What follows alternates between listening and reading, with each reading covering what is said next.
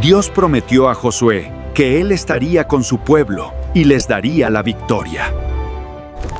Dios le dio a Josué un plan especial: marchar alrededor de la ciudad, confiando en Él. Durante varios días, el pueblo obedeció a Dios con fe y paciencia. Al sonido de las trompetas, el pueblo alabó a Dios con todo su corazón.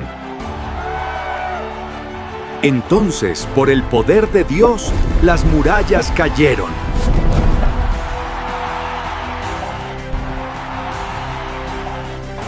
Dios cumplió su promesa.